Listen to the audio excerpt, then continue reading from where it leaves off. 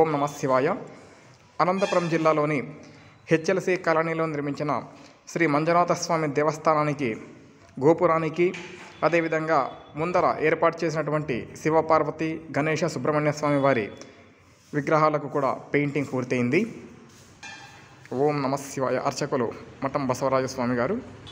మంజునాథ స్వామి శిఖరానికి శివపార్వతి సుబ్రహ్మణ్యేశ్వర స్వామి అదేవిధంగా విఘ్నేశ్వర స్వామి వారు, నంది బసవేశ్వరునికి సింహానికి కూడా పెయింటింగ్ వేయడం జరిగింది. జయనమ పార్వతీపతి హరహర మహాదేవ శంభో శంకర. పెయింటింగ్లో పార్వతీనాథుడు, భోలాశంకరుడు, శ్రీ మంజునాథ స్వామి వారు, అదేవిధంగా సింహానికి కూడా మనం పెయింటింగ్ చూడవచ్చు. బసవేశ్వరునికి పరమేశ్వర కుటుంబాన్ని దగ్గర నుంచి వీక్షించవచ్చు. పెయింటింగ్ అలంకరణలో దేవతలు బాగా వైభవంగా మనకు కనిపిస్తూ దర్శనమిస్తున్నారు.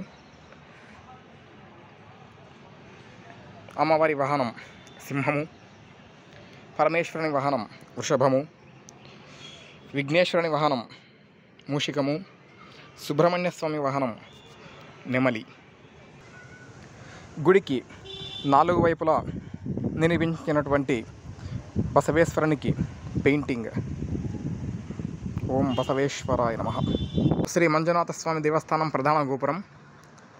పెయింటింగ్లో భక్తవత్సలుడు శ్రీ అనంత ఈశ్వరేశ్వర స్వామి వారు, అదేవిధంగా కింద వృషభేశ్వర స్వామి వారు.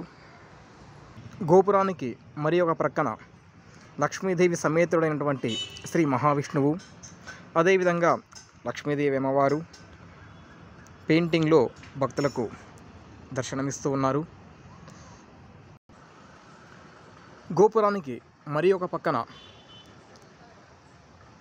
జగద్గురువు, అదేవిధంగా కుబేరుడు ఇద్దరు కూడా పెయింటింగ్లో బాగా కనిపిస్తూ ఉన్నారు.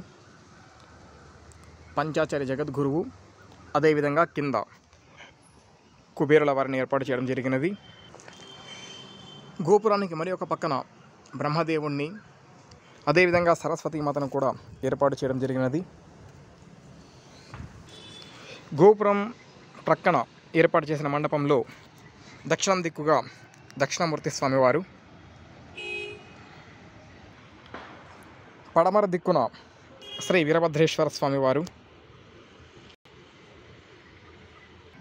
ఉత్తరం దిక్కున కాలభైరవేశ్వరుడు, అదేవిధంగా గోపుర పైభాగంలో పరమేశ్వరుడు శ్రీ ఐశ్వరేశ్వర స్వామి రూపంలో దర్శనమిస్తాడు. ఇక గోపురం తూర్పు భాగంలో ముందరి ప్రక్క పార్వతీ పరమేశ్వరుల కుటుంబం నెమలి, బసవేశ్వరుడు, సింహము, మూషికము, విఘ్నేశ్వరుడు, పార్వతీ పరమేశ్వరుడు సుబ్రహ్మణ్య స్వామి వారిని కూడా దర్శించి తరించగలరు. శ్రీ మంజునాథ స్వామి దేవస్థానం, హెచ్ఎల్సి కాలనీ, అనంతపురం జిల్లా. అర్చకులు మఠం బసవరాజస్వామి, మఠం విజయకుమార్ స్వామి. ఓం నమ శివాయ.